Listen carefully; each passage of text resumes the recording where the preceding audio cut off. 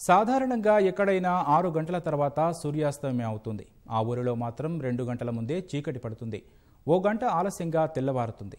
ఆ గ్రామం ప్రత్యేకత తెలుసుకోవాలంటే పెద్దపల్లి జిల్లా వెళ్లాల్సిందే. ఇది పెద్దపల్లి జిల్లా సుల్తానాబాద్ మండలం కుదురుపాక గ్రామం. అన్ని ప్రాంతాల్లో సాయంత్రం 6 గంటల తర్వాత సూర్యుడు అస్తమిస్తే ఈ ఊరిలో మాత్రం 4 గంటలకే చీకటి పడుతుంది. ఇందుకు ప్రధాన కారణం గ్రామానికి తూర్పు పడమర దిక్కుల్లో ఉన్న ఎత్తైన కొండలే. వర్షాకాలం వచ్చిందంటే ఇంకా ముందుగానే పొద్దుగూకుతుంది.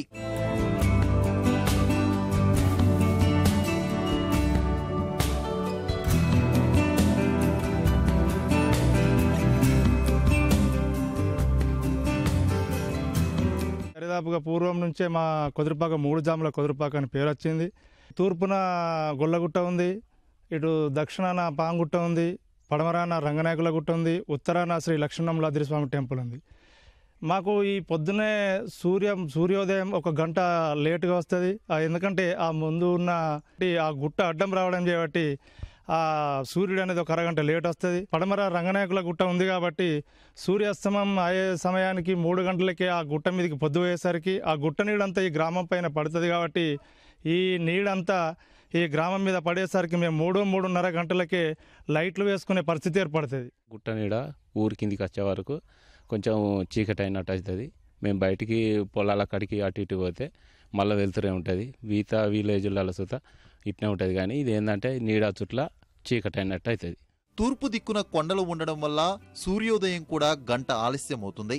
ఉదయం రాత్రి వేళల్లో తేడా ఉండడంతో ఈ పల్లెకు 3 జాముల కుదురుపాకగా పేరు. ఆ కొండ వెనకాల సూర్యుడు వెళ్ళడం వల్ల మిగతా ప్రాంతాల కంటే మా గ్రామంలో కూడా మా గ్రామం చుట్టూ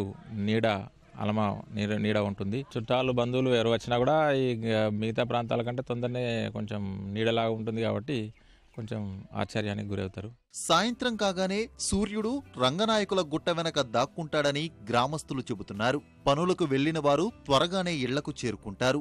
ఊరికి 4 వైపులా గుట్టలో ఉండడం వల్ల కొంత ప్రయోజనం ఉన్నా వేసవి కాలంలో మాత్రం కాస్త ఇబ్బందిగా ఉంటుందని పల్లెవాసులు పేర్కొంటున్నారు. కుదురుపాక గ్రామానికి ఒక ప్రత్యేకత ఉంది. 2 గంటలు ముందుగానే సాయంత్రం కావడం, ఉదయం 1 గంట ఆలస్యంగా తెల్లారడం ఈ గ్రామానికి ప్రత్యేకత.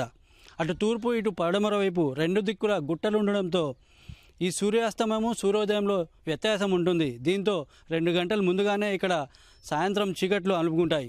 ఉదయం మాత్రం 1 గంట ఆలస్యంగా తెల్లవారుతుంది. దీంతో రైతులు వ్యవసాయదారులు 2 గంటలు ముందుగానే తమ ఇళ్లకు చేరుకుంటారు. ఉదయం మాత్రం 1 గంట ఆలస్యంగా ఇక్కడి నుంచి బయలుదేరుతారు. ఉమ్మడి కరీంనగర్ జిల్లాలో 2 కుదురుపాకలు ఉంటే ఈ కుదురుపాకకు మాత్రం 3 జాముల కుదురుపాకగా పిలుచుకుంటారు. కుదురుపాక నుంచి కెమెరామెన్ తిరుపతితో అలీముద్దీన్, ఈటీవీ న్యూస్, కరీంనగర్.